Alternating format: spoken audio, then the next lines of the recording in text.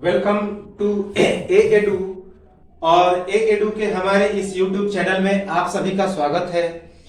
देखिए, मध्यकालीन भारत के इतिहास को हम लोग पढ़ रहे थे और मध्यकालीन भारत के इतिहास में हम लोग अंतिम पड़ाव पर आ चुके थे मुगल साम्राज्य के समय के। तो मुगल साम्राज्य के इतिहास में हम लोग उत्तरवर्ती मुगल साम्राज्य के बारे में पढ़ रहे थे, उत्तरवर्ती मुगल सम्राटों के बारे में पढ़ रहे थे। तो हमने स्टार्ट किया बहादुर शाह प्रथम से और उसके बाद अब हम लोग पहुंचे हैं अहमद शाह बहादुर। तो अहमद शाह बहादुर पर हम लोग पहुंचे हैं और आज हम लोग शुरू करेंगे अहमद शाह बहादुर से। तो चलिए हम लोग शुरू करते हैं अहमद शाह बहादुर, जो कि उत्तरवर्ती मुगल शासक का एक प्रमुख शासक था। हालांकि अब जो जितने सारे शासक आएंगे वे कमजोर ही आएंगे, क्योंकि जो मुगल शासन है वो अब पतन की ओर शुरू हो चुका है। तो चलिए, अहमद शाह बहादुर 1748 ईस्वी से लेकर 2 जून 1754 ईस्वी। तो अहमद शाह बहादुर 1748 ईस्वी से लेकर 2 जून 1754 ईस्वी तक दिल्ली का बादशाह रहता है। कब तक?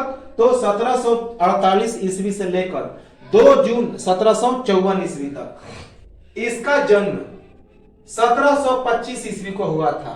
तो अहमद शाह बहादुर का जन्म कब हुआ था? तो 1725 ईस्वी को याद रखेंगे। इसकी माता का नाम कुदसिया बेगम था, जिसे उधम बाई भी कहा जाता था। तो पूछा जाएगा कि अहमद शाह बहादुर की माता का नाम तो कुदसिया बेगम, जिसका एक और नाम था उधम सिंह। इसके पिता नासिरुद्दीन मोहम्मद शाह। तो अहमद शाह बहादुर के पिता कौन थे? तो नासिरुद्दीन मोहम्मद शाह, जिसे मोहम्मद शाह रंगीला या रंगीला बादशाह के नाम से भी जाना जाता है। यह हमने पिछले वीडियो में इसके बारे में बताया था, क्योंकि यह काफी अय्याश व्यक्ति था और नाच गान में यह लिप्त रहता था। तो याद रखेंगे कि माता का नाम कुदसिया बेगम या उधम बाई, जन्म 1725 ईस्वी, पिता का नाम नासिरुद्दीन मोहम्मद शाह। यह अहमद शाह बहादुर के बारे में हम लोग पढ़ रहे हैं। 1748 से 2 जून 1754, लगभग 6 साल, तो लगभग 6 वर्षों तक यह दिल्ली का मुगल बादशाह रहता है। इसका राज्याभिषेक 1748 ईस्वी में 23 वर्ष की उम्र में पिता की मृत्यु के बाद होता है। कब?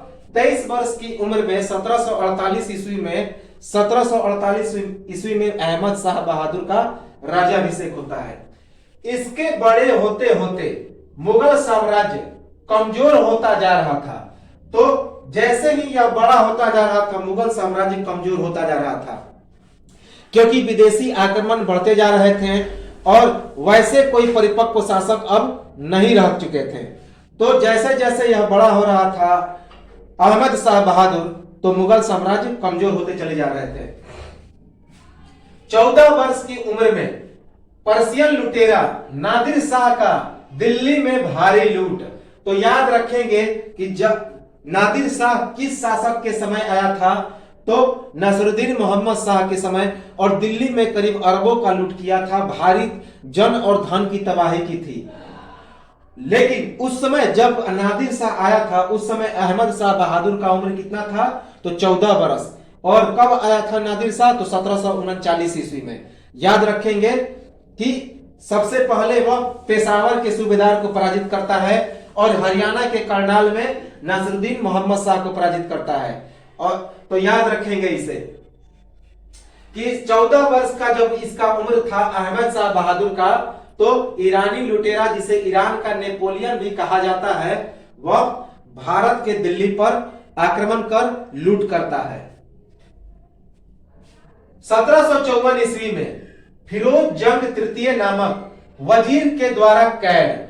तो याद रखेंगे 1754 ईस्वी में अहमद शाह बहादुर को फिरोज जंग तृतीय, जो उसका वजीर था, वह कैद कर लेता है। तो 1754 ईस्वी में अहमद शाह बहादुर का एक खूंखार वजीर था, क्रूर वजीर था, वह अहमद शाह बहादुर को क्या कर लेता है? तो कैद कर लेता है। कब? 1754 ईस्वी में। बचपन से ही आलसी, तलवारबाजी चलाना नहीं आता था, अतः माता और पिता के बल पर सम्राट की प्राप्ति। यह जो अहमद शाह बहादुर था वह बचपन से ही आलसी था और इसी वजह से तो अब जो है मुगल साम्राज्य पतन की ओर बढ़ रहा है, क्योंकि आलसी आ रहे हैं और उसके बाद निरंकुश आ रहे हैं, कमजोर आ रहे हैं। तो बचपन से ही अहमद शाह बहादुर आलसी था, तलवारबाजी चलाना उसे नहीं आता था और माता पिता के बल पर वह सम्राट की प्राप्ति किया। तो याद रखेंगे कि अहमद शाह बहादुर बचपन से ही आलसी था, उसे तलवारबाजी चलाना नहीं आता था और माता पिता के बल पर उसे सम्राट की प्राप्ति हुई थी, खुद के बल पर नहीं। अहमद शाह बहादुर द्वारा सफदरजंग को अवध का नवाब बनाने की घोषणा तथा सारी शक्तियां अपने वजीर फिरोज जंग तृतीय को दे दी, जिसके कारण फिरोज जंग तृतीय द्वारा मराठा सरदार सदाशिवराव भाव की मदद से अहमद शाह बहादुर को कैद, वहीं कैद में अहमद शाह बहादुर और उसकी माता कुदसिया बेगम को अंधा कर दिया गया। 1754 ईस्वी में 2 जून को इसकी मृत्यु हो जाती है।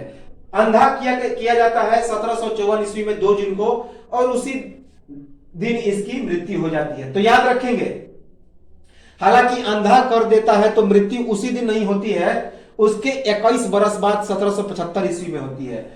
तो अहमद शाह बहादुर सफदरजंग को अवध का नवाब बनाने की घोषणा करता है और अपनी सारी शक्तियां अपने वजीर फिरोज जंग तृतीय को दे देता है, क्योंकि उसे तो कुछ आता जाता था नहीं। उसके माता और पिता ने उसको सम्राट बनाया और न तो उसे तलवारबाजी चलाना आता था, न ही किसी प्रकार की विद्या से वह लिप्त था।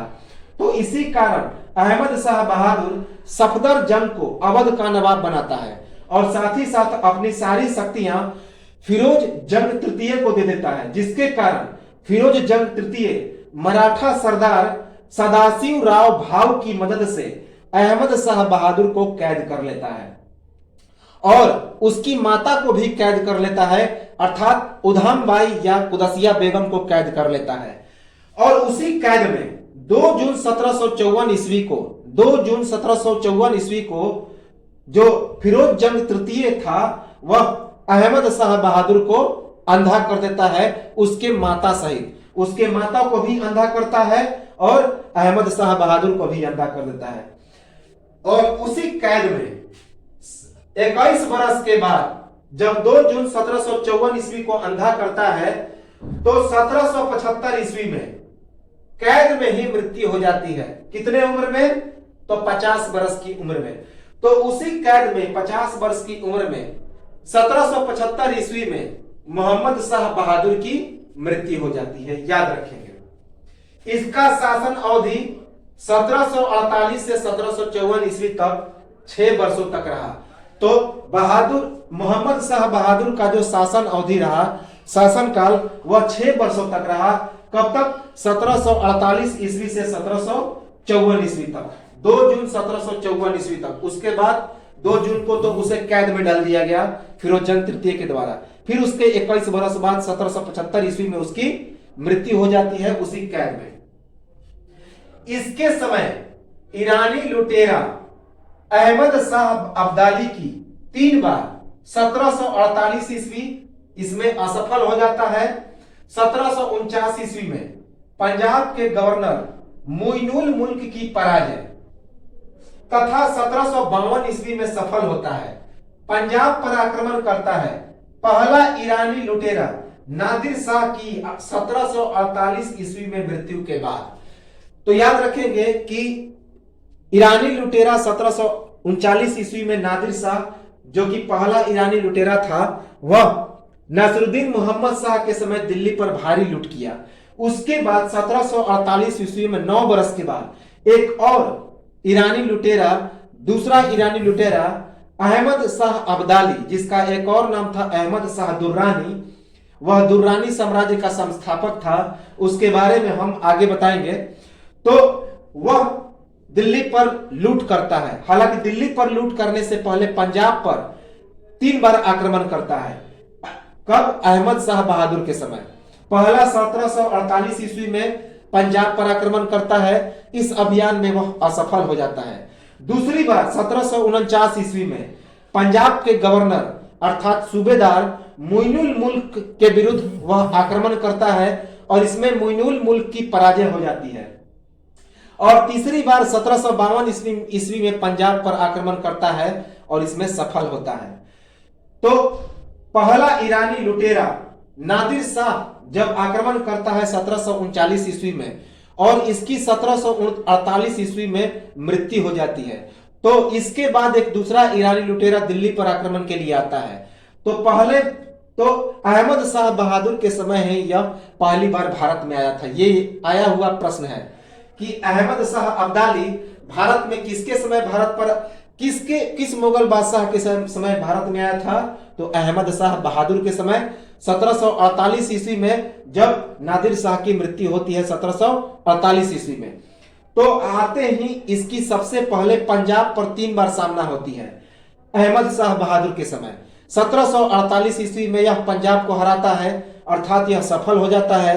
1749 ईस्वी में पंजाब के गवर्नर मोइनुल मुल्क के विरुद्ध इसकी पराजय होती है और 1752 ईस्वी में यह फिर से पंजाब पर जीतता है, अर्थात तीनों ही आक्रमण पंजाब पर होता है। तो ये तो था अहमद शाह बहादुर, जो कि एक मुगल वंश का शासक था, उत्तरवर्ती मुगल वंश का शासक था। इसके बाद अगला आलमगीर द्वितीय, अगला जो मुगल शासक बनता है उसका नाम था आलमगीर द्वितीय। यह जो था यह काफी इंपॉर्टेंट है, आधुनिक भारत के इतिहास में इसका नाम जरूर आएगा, शुरू में ही आएगा, क्योंकि आलमगीर द्वितीय के समय ही प्लासी का प्रमुख युद्ध हुआ था, जिसके बाद ब्रिटिश ईस्ट इंडिया का भारत में प्रभुत्व स्थापित हुआ था। वहीं से उसका एक परिवर्तन कहा जाता है, जब रॉबर्ट क्लाइव ने सिराजुद्दौला को प्लासी के युद्ध में पराजित किया था। तो आलमगीर द्वितीय 3 जून 1754 ईस्वी से लेकर 29 नवंबर 1759 ईस्वी तक, तो यह लगभग 5 वर्ष, तो लगभग 5 वर्ष से ज्यादा यह भारत पर मुगल बादशाह रहता है। तो आलमगीर द्वितीय 3 जून 1754 ईस्वी से आलमगीर द्वितीय 3 जून 1754 ईस्वी से लेकर 29 नवंबर 1759 ईस्वी तक भारत में दिल्ली का मुगल बादशाह रहता है। कब तक? तो 3 जून 1754 ईस्वी से लेकर 29 नवंबर 1759 ईस्वी तक 5 वर्ष से कुछ ज्यादा समय, 5.5 वर्ष। इसका जन्म 6 जून 1699 ईस्वी को मध्य प्रदेश के बुरहानपुर में हुआ था।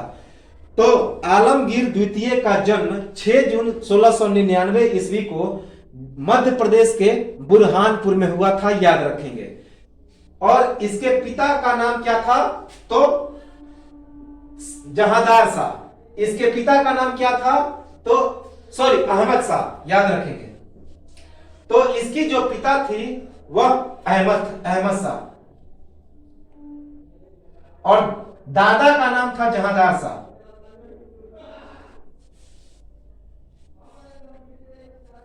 तो अहमद शाह का पुत्र था आलमगीर द्वितीय। इसका माता का नाम था अनूप बाई, याद रखेंगे। इसकी माता का नाम क्या था? अनूप बाई। पूरा नाम था अजीज उद्दीन आलमगीर द्वितीय। अजीज उद्दीन आलमगीर द्वितीय, याद रखेंगे कि आलमगीर द्वितीय का पूरा नाम था अजीज उद्दीन आलमगीर द्वितीय और इसके दादा का नाम था जहांदार शाह। तो जन्म जो हुआ था आलमगीर द्वितीय का 6 जून 1699 को बुरहानपुर, जो मध्य प्रदेश के इलाके में पड़ता है। पिता का नाम अहमद शाह, माता का नाम अनूप बाई और इसके दादा का नाम जहांदार शाह। पूरा नाम था इसका अजीज उद्दीन आलमगीर द्वितीय। इसका राज्याभिषेक इसका राज्याभिषेक 3 जून 1754 ईस्वी को काफी ताकतवर मुगल वजीर इमाद उल मुल्क की मदद से, तो इसका जो राज्याभिषेक हुआ था वह इसके ताकतवर वजीर जिसका नाम था इमाद उल मुल्क, उसी की मदद से हुआ था। इमादुल मुल्क ने इसका राज्याभिषेक कराया, इसे गद्दी पर बैठाया था। तो याद रखेंगे कि इसका जो राज्याभिषेक हुआ था आलमगीर द्वितीय का, वह 3 जून 1754 ईस्वी को काफी ताकतवर मुगल वजीर इमाद उल मुल्क की मदद से। याद रखेंगे 3 जून 1754 ईस्वी को राज्याभिषेक हुआ, ताकतवर मुगल वजीर इमाद उल मुल्क इसके समय वजीर था, अर्थात महामंत्री था। सत्ता चलाने या मंत्रियों पर काबू करने तथा किसी भी प्रकार के सैन्य ज्ञान का अभाव, इस कारण कमजोर शासक तथा सत्ता चलाने के लिए पूरी तरह इमादुल मुल्क पर निर्भर लेकिन एक दूरदर्शी शासक।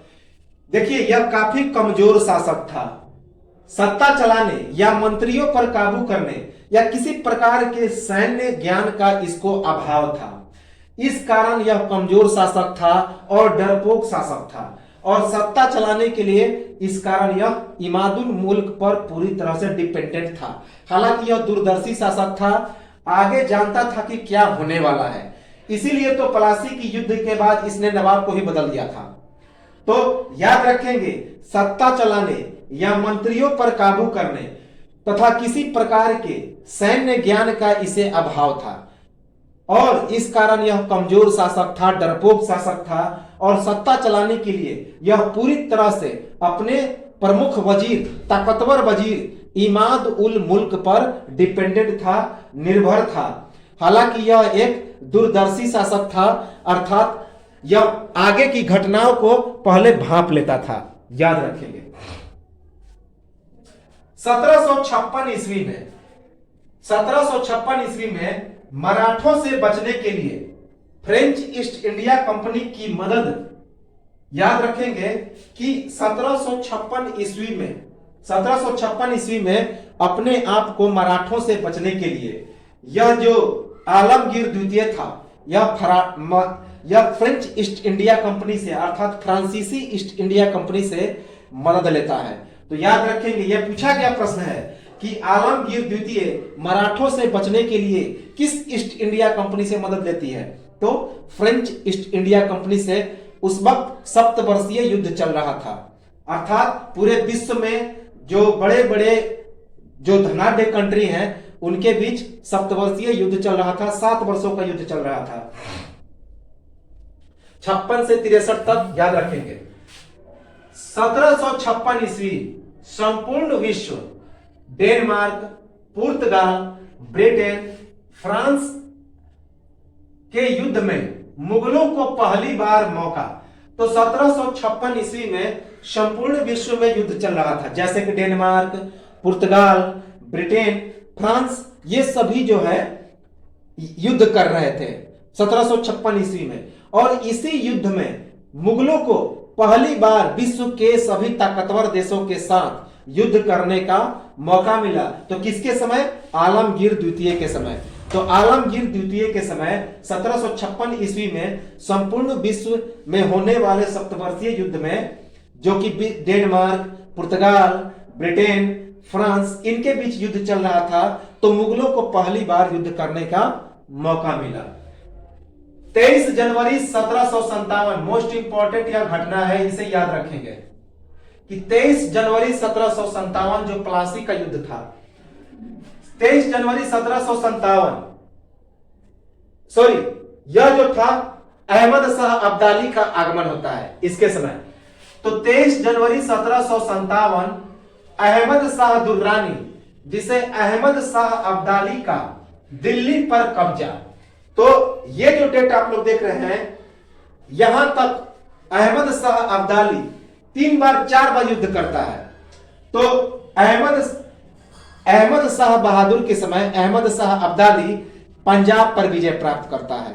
तो चौथा बार में पंजाब पर पूरी तरह से कब्जा कर लेता है। लेकिन जो पांचवा अभियान होता है अहमद शाह अब्दाली का, वह दिल्ली की ओर रुख होता है। उस समय शासक कौन था? तो आलमगीर द्वितीय। तो 23 जनवरी 1757 ईस्वी अहमद शाह दुर्रानी अर्थात अहमद शाह अब्दाली का दिल्ली पर कब्जा। अहमद शाह अब्दाली द्वारा आलमगीर द्वितीय के साथ दिल्ली लूटने के शर्त पर अपमानजनक संधि।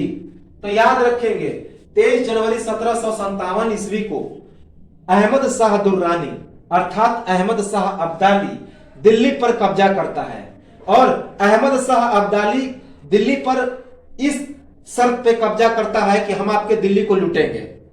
और इसमें जो हमारा आलमगीर द्वितीय था यह सहमत हो जाता है, उससे संधि कर लेता है और इसे एक अपमानजनक संधि कहते हैं।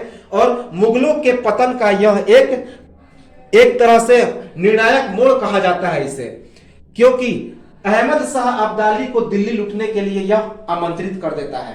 तो 23 जनवरी 1757 ईस्वी को अहमद शाह दुर्रानी अर्थात अहमद शाह अब्दाली दिल्ली पर कब्जा करता है। किस शर्त के साथ? कि अहमद शाह अब्दाली द्वारा आलमगीर द्वितीय के साथ दिल्ली लूटने के शर्त पर, कि दिल्ली लूटने के शर्त पर वह अहमद शाह अब्दाली से क्या करता है? संधि करता है और दिल्ली को पूरा लूट लेता है भयानक तरीके से। करोड़ों की संपत्ति की लूट का आलम यह था कि पंजाबी में एक कहावत सिद्ध हो गई, खादा पिता लाहेदा रहंदा अहमद साहेदा। अर्थात जो खा लिया पी लिया और तन को लग गया वही अपना है, बाकी तो अहमद शाह अब्दाली लूट कर ले जाएगा। तो करोड़ों की संपत्ति को दिल्ली में लूटता है, पंजाब में लूटता है। और लूट का आलम यह था कि पंजाबी में एक कहावत कह दिया गया कि खादा पीता लाहेदा रहंदा अहमद साहेदा। अर्थात जो खा लिया पी लिया और तन को लग गया वही अपना है, बाकी सब अहमद शाह अब्दाली लूट कर ले जाएगा। तो दिल्ली में इतना लूटपाट मचाया, इतना ना भयानक तरीके से लूटा कि करोड़ों की संपत्ति लूट कर ले गया। तो इसी कारण पंजाब में एक कहावत कहा गया। क्या कहा गया? कि खादा पीता लाहेदा रहंदा अहमद साहेदा। खादा पीता लाहेदा रहंदा अहमद साहेदा। अर्थात जो खा लिया पी लिया और तन को लग गया वह अपना है, बाकी तो अहमद शाह लूट कर लेके चला जाएगा। अहमद शाह अब्दाली को रोकने के लिए, अहमद शाह अब्दाली के आक्रमण को रोकने के लिए आलमगीर द्वितीय द्वारा अपनी पुत्री का विवाह अहमद शाह अब्दाली के पुत्र तैमूर शाह दुर्रानी से तथा बहन का विवाह अहमद शाह दुर्रानी से। तो याद रखेंगे कि अहमद शाह अब्दाली के आक्रमण को रोकने के लिए आलमगीर द्वितीय ने अपनी पुत्री का विवाह अहमद शाह अब्दाली के पुत्र, अहमद शाह अब्दाली का कौन सा पुत्र था? तो तैमूर शाह दुर्रानी से करता है और अपनी बहन का विवाह अहमद शाह दुर्रानी से करता है।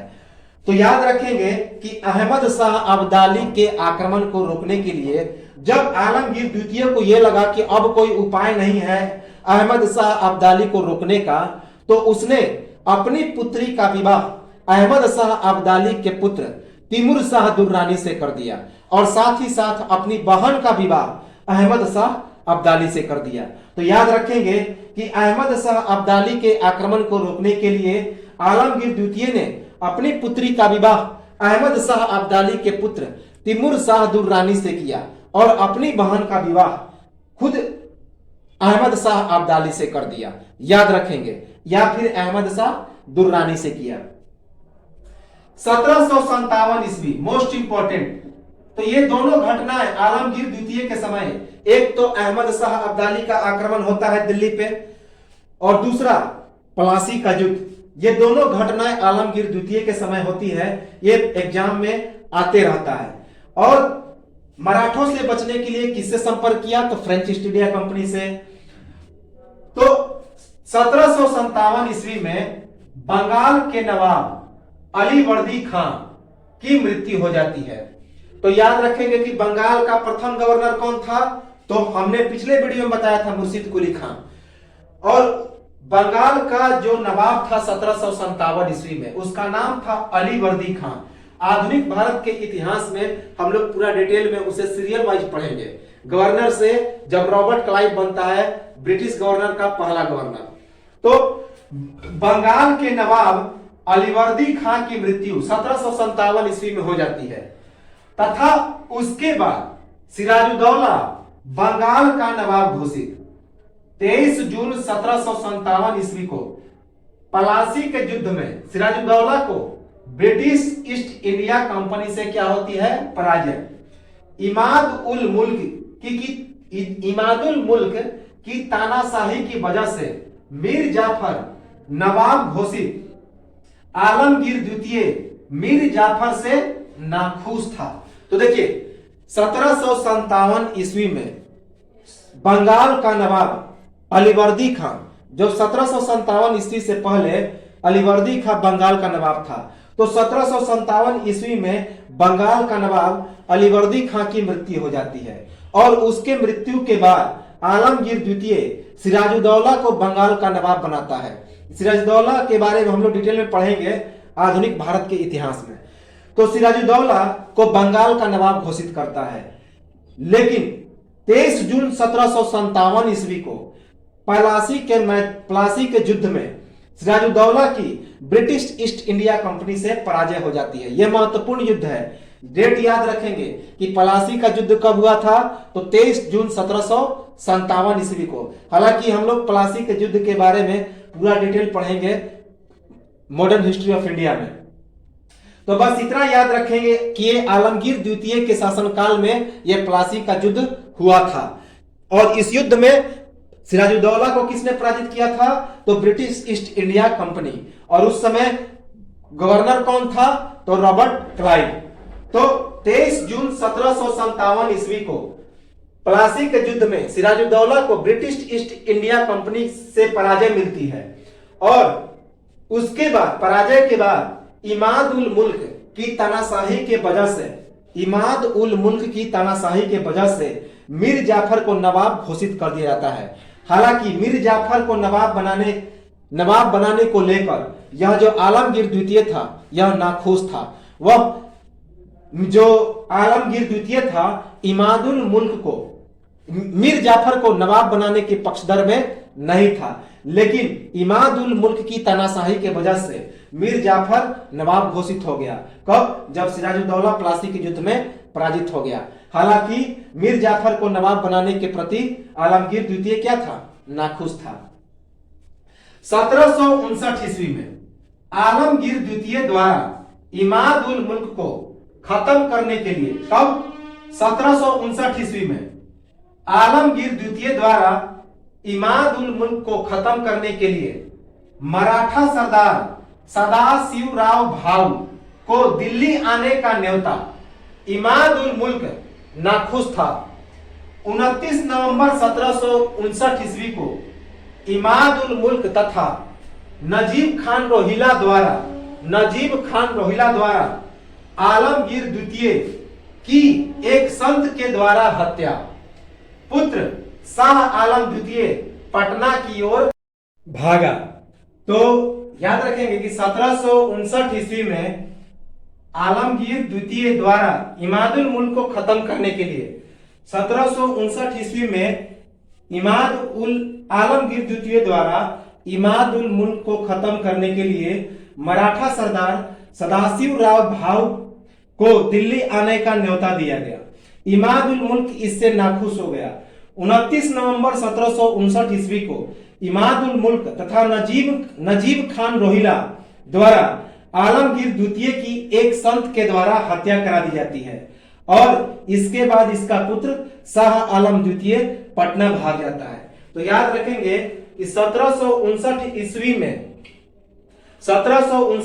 में आलमगीर द्वितीय इमाद उल मुल्क को खत्म करने के लिए, क्योंकि वो उसे लग गया था कि इमादुल मुल्क जो है वह खतरनाक है हमारे लिए, क्योंकि अभी हमने बताया था कि जो आलमगीर द्वितीय था वह एक दूरदर्शी शासक था। तो इमादुल मुल्क को खत्म करने के लिए आलमगीर द्वितीय ने 1759 ईस्वी में मराठा सरदार सदाशिवराव भाऊ को दिल्ली आने के लिए न्योता दिया, दिल्ली में आमंत्रित किया। तो इसकी भनक लग गई इमादुल मुल्क को, और इमादुल मुल्क इससे क्या हो गया, नाखुश हो गया। 29 नवंबर 1759 ईस्वी को, या डेट याद रखेंगे कि 29 नवंबर 1759 ईस्वी को इमादुल मुल्क तथा नजीब खान रोहिला, इमाद उल मुल्क तथा नजीब खान रोहिला द्वारा आलमगीर द्वितीय की हत्या करा दी जाती है। तो आलमगीर द्वितीय की हत्या कौन करता है, तो एक संत करता है। किसके कहने पे, तो इमादुल मुल्क और रोहिला खान, नवाब नजीब खान रोहिला के कहने पर। और इस हत्या के बाद उसका पुत्र शाह आलम द्वितीय का पुत्र कहां भाग जाता है, तो पटना भाग जाता है। याद रखेंगे कि 29 नवंबर 1759 ईस्वी को इमादुल मुल्क और नजीब खान रोहिला आलमगीर द्वितीय की हत्या एक संत के द्वारा करवा देते हैं, और इसके बाद आलमगीर द्वितीय का पुत्र पटना भाग जाता है। उसका पुत्र का नाम क्या था, शाह आलम द्वितीय। यह भी इंपॉर्टेंट है, शाह आलम द्वितीय। नजीब उद दौला अर्थात नजीब खान रोहिला को मीर बख्शी अर्थात सैन्य प्रधान नियुक्त किया। तो याद रखेंगे यह जो आलमगीर द्वितीय था, नजीब उद दौला को या फिर नजीब खान रोहिला को क्या नियुक्त किया था, तो मीर बख्शी अर्थात सैन्य प्रधान नियुक्त किया था। इसे याद रखेंगे कि आलमगीर द्वितीय ने नजीब उद दौला को अर्थात नजीब खान रोहिला को क्या नियुक्त किया था, तो मीर बख्शी अर्थात सैन्य प्रधान नियुक्त किया था। और इसका निधन अभी हमने बताया कि 29 नवंबर 1759 ईस्वी को हो गया। 29 नवंबर 1759 ईस्वी। तो यह था आलमगीर द्वितीय।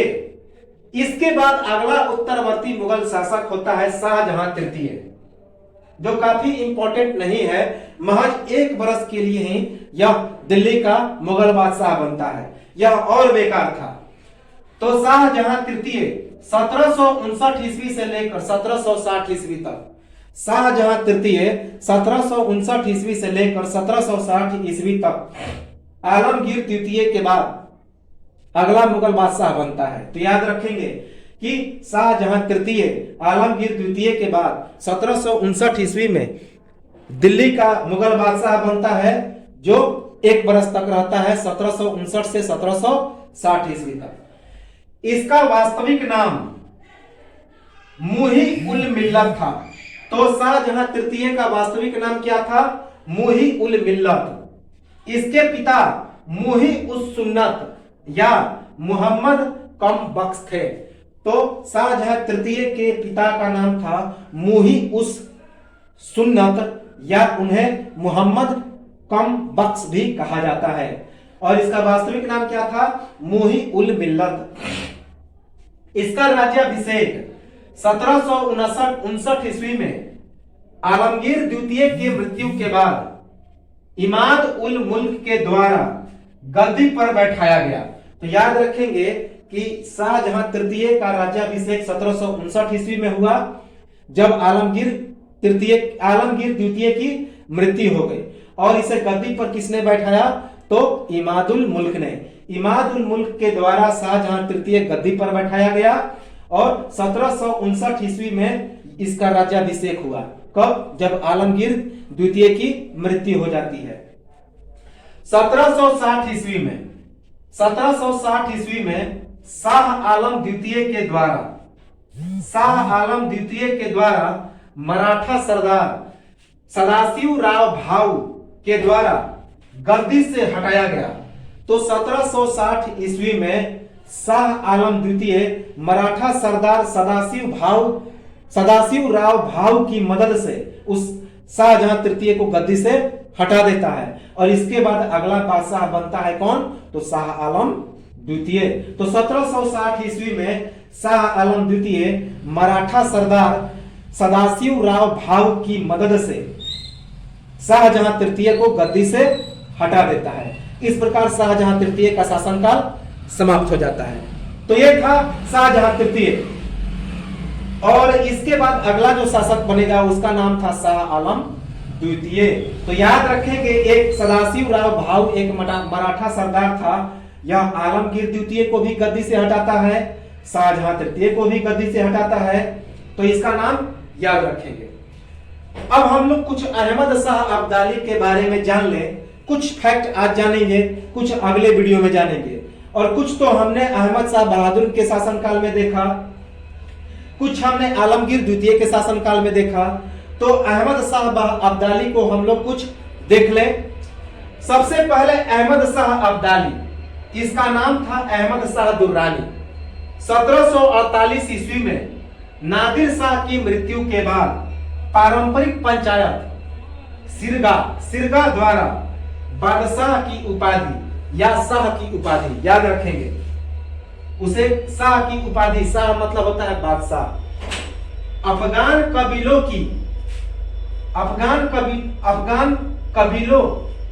की पारंपरिक पंचायत कौन थी? सिरगा द्वारा शाह अर्थात बादशाह की उपाधि, जिसकी बैठक पश्तून के कंधार में हुई थी।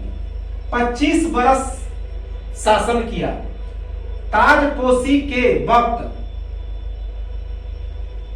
साबिर शाह के नाम के एक सूफी दरवेश द्वारा दूरे दुर्रान अर्थात मोतियों का मोती की उपाधि, साम्राज्य विस्तार कहां से कहां हुआ था? तो पश्चिम ईरान से लेकर पूरब में हिंदुस्तान के सरहिंद तक। भारत पर चढ़ाई कितनी बार किया था? तो 7 बार। पहली बार चढ़ाई 1748 और 1748 ईस्वी से लेकर 1767 ईस्वी तक 7 बार चढ़ाई किया। कि कब तक? 1748 से 1767 ईस्वी तक 7 बार। पहला 1748 ईस्वी में किसके शासनकाल में? तो 1748 ईस्वी में शासन किसके शासनकाल में आया? तो याद रखेंगे यही जिसका नाम था अहमद शाह बहादुर। तो अहमद शाह बहादुर के शासनकाल में अहमद शाह अब्दाली आया था आक्रमण करने पहली बार। तो 1748 में पंजाब में जीत गया। दूसरी बार 1749 में पंजाब में, और इस बार वह पहली बार में असफल हो गया 1748 में। दूसरी बार पंजाब में 1749 में वहां के पंजाब के गवर्नर मोइनुल मुल्क को पराजित करता है। तीसरी बार 1752 ईस्वी में पंजाब से नियमित रूप से पैसा न मिलने के कारण, और चौथी बार 1753 ईस्वी में इमादुल मुल्क को सजा देने के लिए। 1753 ईस्वी में इमादुल मुल्क की मृत्यु हो जाती है और इमादुल मुल्क के स्थान पर अदीना बेगम खां को पंजाब का सूबेदार नियुक्त करता है। तो एक बार हम लोग फटाफट देख ले अहमद शाह अब्दाली के कुछ फैक्ट को, कि अहमद शाह अब्दाली का एक और नाम था अहमद शाह दुर्रानी। क्यों? क्योंकि यह दुर्रानी साम्राज्य का संस्थापक था। और 1748 ईस्वी में जब नादिर शाह भारत पर आक्रमण किया था, भारत को लूटा था, तो 1739 ईस्वी में आया था और 1748 ईस्वी में नादिर शाह की मृत्यु हो जाती है। तो उसकी मृत्यु के बाद अहमद शाह अब्दाली ईरान अफगानिस्तान का शासक बनता है। दुर्रानी साम्राज्य का संस्थापक था। अफगान कबीलों की यह जो दुर्रानी साम्राज्य था, यह एक अफगान कबीला था, अर्थात जो अब्दाली था यह एक अफगानी कबीला साम्राज्य था। याद रखेंगे कि अब्दाली क्या था? तो कबीला साम्राज्य था। तो अफगान कबीलों की पारंपरिक पंचायत, तो अफगान कबीलों की, अफगान जो कबीला था अब्दाली, उसका एक पारंपरिक पंचायत था, उसका नाम था सिरगा। तो सिरगा द्वारा शाह की उपाधि, उसी सिरगा ने इसे शाह अर्थात बादशाह की उपाधि दी, जिसकी बैठक पश्तून के कंधार में हुई थी। तो याद रखेंगे, तो पारंपरिक पंचायत सिरगा की बैठक कहां पे हुई थी? तो पश्तून के कंधार में, और वहीं पे इसे शाह अर्थात बादशाह की उपाधि मिली थी। और यह अफगानी कबीला की बैठक थी जिसका नाम था क्या? अब्दाली। और 25 वर्ष तक अहमद शाह अब्दाली शासन करता है। ताजपोशी के वक्त साबिर शाह के नाम से ताजपोशी के वक्त साबिर शाह के नाम का एक सूफी दरवेश था। उसके द्वारा अहमद शाह अब्दाली को दूरे दर्रान, याद रखेंगे, दूरे दर्रान अर्थात मोतियों का मोती दूरे दर्रान की उपाधि मिली। इसका साम्राज्य विस्तार पश्चिम ईरान से लेकर पूरब में हिंदुस्तान के सरहिंद तक था। भारत पर इसने 7 बार चढ़ाई किया। 1748 ईस्वी में से 1767 ईस्वी के बीच 1748 से 1767 ईस्वी के बीच अहमद शाह अब्दाली ने भारत पर 7 बार चढ़ाई किया। पहला 1748 ईस्वी में, जिसमें पंजाब पर आक्रमण किया, असफल हो गया। दूसरा पंजाब के गवर्नर मोइनुल मुल्क के विरुद्ध, इसमें मोइनुल मुल्क क्या हो जाता है तो पराजित हो जाता है, अर्थात 1749 में दूसरे अभियान में पंजाब पर वह सफल हो जाता है। तीसरा 1752 ईस्वी में पंजाब से नियमित रूप से पैसा न मिलने के कारण वह आक्रमण करता है और इसमें भी जीत जाता है। चौथा 1753 ईस्वी में इमादुल मुल्क को सजा देने के लिए आक्रमण करता है, तो इसमें भी वह जीत जाता है। तो चारों आक्रमण हुए थे किसके समय तो नासिरुद्दीन मोहम्मद शाह के समय। 1753 ईस्वी में इमादुल मुल्क की क्या हो जाती है, मृत्यु हो जाती है और इमादुल मुल्क के स्थान पर अदीना बेगम खां को पंजाब का सूबेदार नियुक्त कर देता है। कौन? अहमद शाह अब्दाली। और 5वां आक्रमण होता है दिल्ली में। कब? जब आलमगीर द्वितीय आता है तब दिल्ली में भारी लूटपाट मचाता है। कब? 1757 ईस्वी में। 23 जनवरी 1757 ईस्वी में दिल्ली में वह प्रवेश करता है। तो इसके बाद 6वां और 7वां, इसके बारे में हम लोग अगले वीडियो में चर्चा करेंगे, जब हम लोग अगले शासकों को, अगले मुगल बादशाह को चर्चा करेंगे। उसी में इसका कुछ जो फैक्ट बचा है उसको हम लोग देख लेंगे और इसी दरमियान अहमद शाह अब्दाली भी समाप्त हो जाएगा। तो ये तो था हमारा आज का वीडियो। आज के 3 शासकों को हमने देखा। अगले जो 2-3 शासक बचे हुए हैं मुगल साम्राज्य के, इसे हम लोग आगे के वीडियो में समाप्त करेंगे और इसके बाद हम लोग देखेंगे मुगल कालीन शासन व्यवस्था को, उसके अर्थव्यवस्था को। तो एक स्क्रीनशॉट ले लें और सब्सक्राइब जरूर करें ताकि आने वाले वीडियो की सूचना आपको मिल जाए। लाइक करें, शेयर करें ताकि अन्य लोगों को भी हमारे वीडियो का लाभ मिल सके, क्योंकि ये बहुत ज्यादा फैक्ट है। मेंस राइटिंग, पीटी राइटिंग, कुछ भी में इससे ज्यादा प्रश्न नहीं पूछे जाएंगे। तो इसका एक स्क्रीनशॉट लें और हम लोग मिलते हैं अगले वीडियो में। तब तक